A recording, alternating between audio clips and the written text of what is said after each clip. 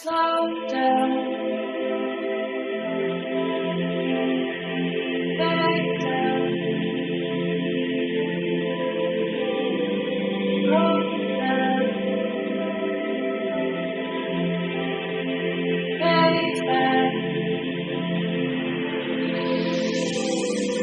Slow down, don't forget me now.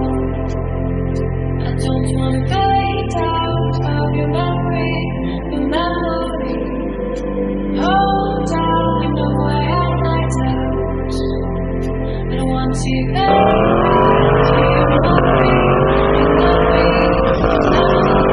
The Vantage may be the smallest member of the Aston family, but that does not make it the weakest. Available in both V8 and V12 trims, the most exciting news recently for Aston is the availability of the Vantage GT, which can be yours for a relatively affordable just under $100,000.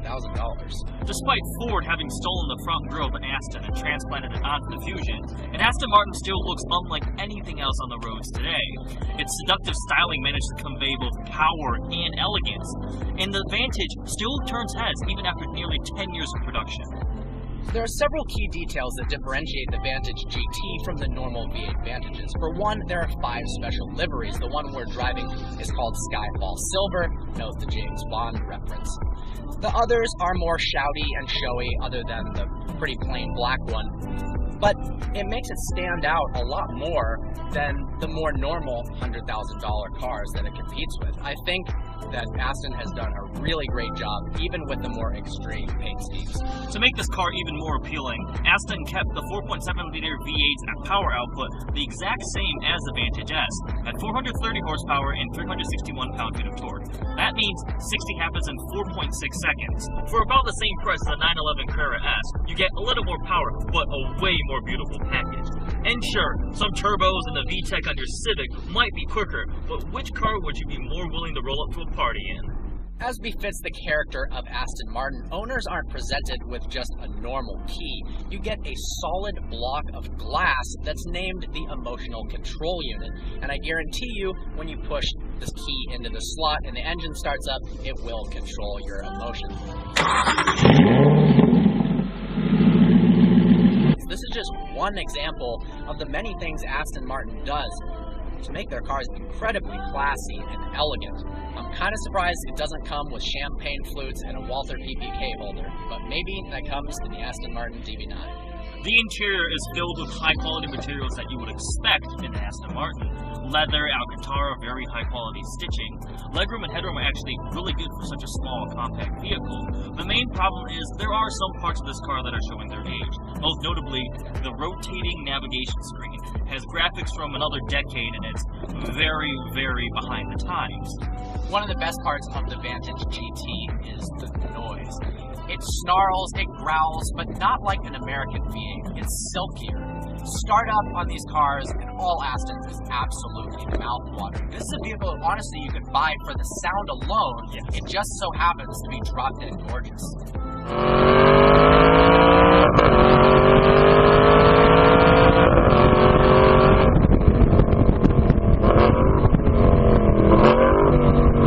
Unlike the other larger Astons, which are more GT-oriented cruisers, the smaller Vantage is very nimble and quick, and it's willing to slice through corners and paste a gigantic grin on your face.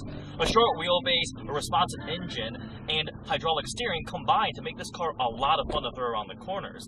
That steering is actually rather heavy, and it's great. It's communicative, and it just is enjoyable to drive.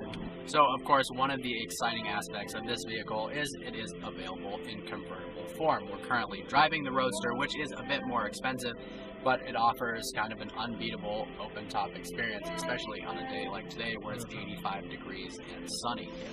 I don't usually think of Astons as convertibles, but I feel like it fits the character of this car because it's not meant for destroying track times like it's true. Like a Corvette Z06 or a GTR or something like that.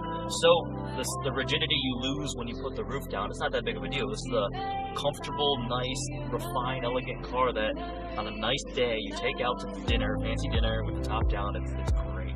Of course, another special thing about the Vantage is the availability of a manual transmission. This is their Sportship 2 transmission, which single clutch I don't like it all that much. It responds pretty quickly, but the main downside of some of these older single-clutch automated manual transmissions is when you're shifting at half throttle, let's say. It's very slow and has this wave motion where it tries to be smooth so you don't feel the shift, but it kind of lurches you forward and then like back, that, and it kind of shifts your weight into your right foot, so you almost end up pushing the throttle down more. It's weird. It's weird. I don't like it. If I was going to get this car, definitely get a manual. In the world where sports cars and exotics present increasingly complex computer algorithms, electronically assisted steering, and turbocharged engines that need the speakers to assist their vocals, it's refreshing to drive an analog, naturally aspirated car like this Aston Martin. And it just sounds so epic. It is true, the car is not that quick, and it does not handle like a Porsche Cayman. There are cars that are way faster for $100,000. The Corvette C06 we reviewed, Nissan GTR, just to name a few, the Jaguar F-Type R. But what those cars fail to have, the F-Type a little bit of course, is just the undeniable classiness of driving an Aston Martin. Because you know who else drives an Aston Martin? Bond. James Bond.